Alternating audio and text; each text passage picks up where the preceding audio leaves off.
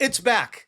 I don't know how it's back, but it has come back. Dustborn has returned and it's not good. What's going on, guys? Welcome to another episode of Smash JT. Madam Savvy has taken to X with some curious information about how the game itself, even though they claim to have 25 tracks composed by Simon Poole, but at the same time, they also paid for stock music being put in the game, which if you stream the game, the stock music gets picked up and then your stream gets claimed. Now, it wouldn't be a big deal if it wasn't a game that's being funded by the governments and grants and things like that, where you would think that they'd put all this money and effort into, I don't know, the game itself so that it's all self-contained within the game itself. But no, they didn't. They cut corners. Of course they did. $1.5 million estimated to have been spent on this game, and they use stock music. Hit that subscribe, give me a like, and let's check out what Madam Savvy had to say on X, where she went on a thread. Somehow, Dustborn returned.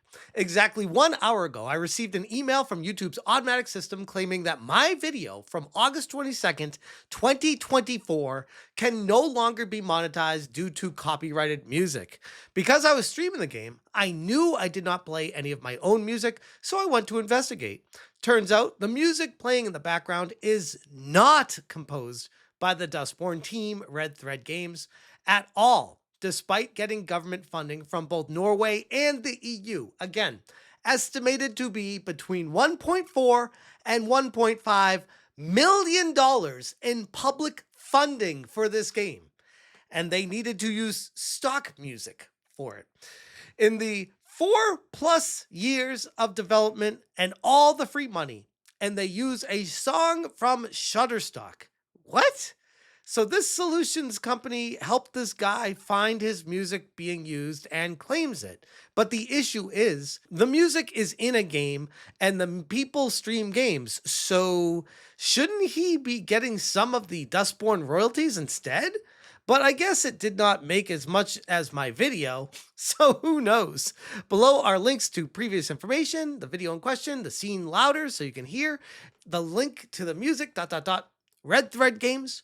What the F? So first off, it's a very curious question that Savvy poses here, where it's like, well, if they're using stock music and putting it in their game, shouldn't the game's royalties, some of it go to the stock music creator? To which you could say, technically, yes, unless it's just something that they're allowed to purchase and rent to put into their game.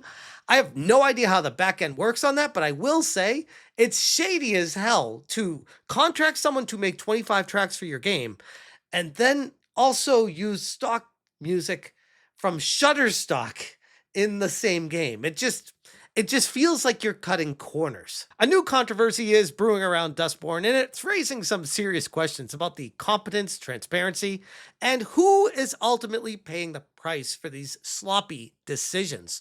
According to Madam Savvy, YouTube's automated system recently demonetized one of her gameplay videos due to copyrighted music. That alone is not really anything new, but what makes this situation more alarming is what she found out when she investigated the claim. And we're going to go back to what she said here, because usually when a game has a soundtrack, you don't expect them to also be buying up Shutterstock music. But what do I know? And here is the downloadable, purchasable soundtrack for $9.99 for Dustborn. And Savvy says, the Solutions website, the actual song in question, royalty-free, my video time-stamped, no commentary recording of the same scene. Man, first off, I know I've said this before, but keep Madam Savvy on your good side, because she will do the research about everything, down to the last little tiny detail.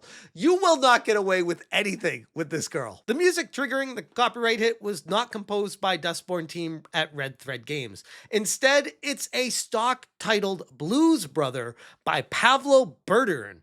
licensed through Shutterstock. It matters because Shutterstock Music is frequently registered with YouTube's Content ID system, meaning that any video containing it can automatically be claimed, regardless of how or where the audio is heard. In this case, the music was not added by the streamer. It was simply just playing in the background while Madame Savvy was playing the game, alongside all those other tens of people that played it as well.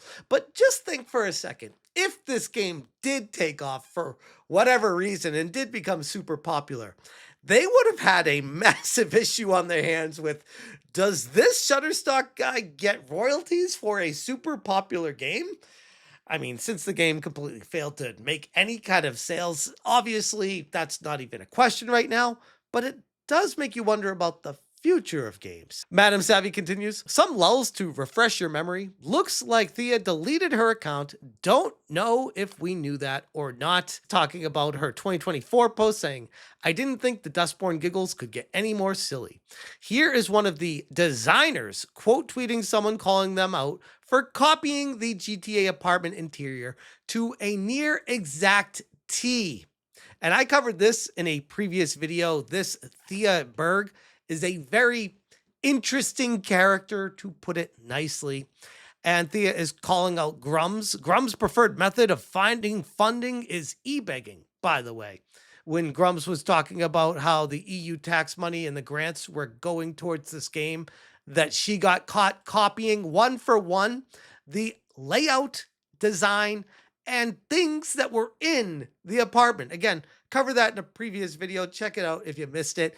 That one's wild in its own right. But back to this situation with what's going on with the licensed music, because it creates an absurd situation where a developer can legally license stock music for a game, yet the people who are streaming it are getting punished for streaming it. The copyright claim does not hit the developer at all. It hits the content creator. Monetization is stripped, revenue gets redirected, and the streamer, this case being Madame Savvy, is left to deal with the problem that they didn't create and cannot realistically fix. If the rights holder believes the music is being used commercially, the dispute should be with the studio that embedded it in the game, not with the individual players broadcasting it to other people, even if it's for the lulz. How is this anyone's fault for playing a game using stock music? This should go directly to Red Thread Games. But then again, that's an issue that YouTube needs to deal with in the back end, and don't hold your breath on that. The optics in this situation get even worse when you factor in that Dustborn reportedly received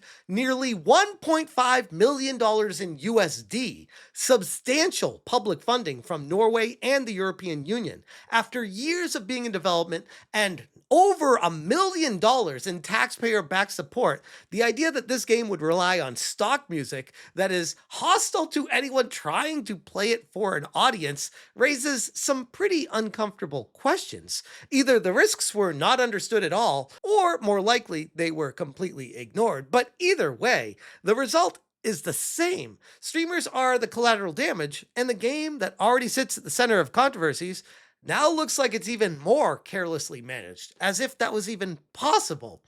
I never thought I'd even be talking about Dustborn again. I thought that this game was only to be referenced as, man, I wonder if this game's as woke as Dustborn. Because no way this would ever get a sequel. No way this would ever get updates from the developer of making more content for it. Oh wait, they actually talked about doing that. In fact, they've already released a DLC for a Psycho Pete bat and a Sherbert twirl hat and an ICU jacket. So if you're a really emphatic, enthralled fan for Dustborn, you could buy this additional content for $4. Yeah, all this could be yours to change what your character looks like in a game that has a max amount of players of 83 all time on the Steam charts, and currently 9 players playing it right now, which honestly is far more than I expected. But this is the all-time chart for Dustborn. 83 players concurrently on Steam. I'd be surprised if they sold more than 3,000 copies of this worldwide since launch. for a game that cost over $1.5 million of taxpayer money. Fully funded, paid for the entire team, no threat of any cancellation or loss or bankruptcy for Red Thread Games because the game was already paid for before it was even complete. That's Red Thread Games for you in the modern era in now 2026. That's Dustborn, still coming back to haunt people in the new year. What next for Dustborn? I got a feeling this is not the end of it because they're even saying on their Steam forums, will you continue to patch and support the game? Absolutely. We've patched the game multiple times and the team is committed to making improvements to Dustborn over the coming year. This game is potentially the wokest, most ridiculously bad game ever created.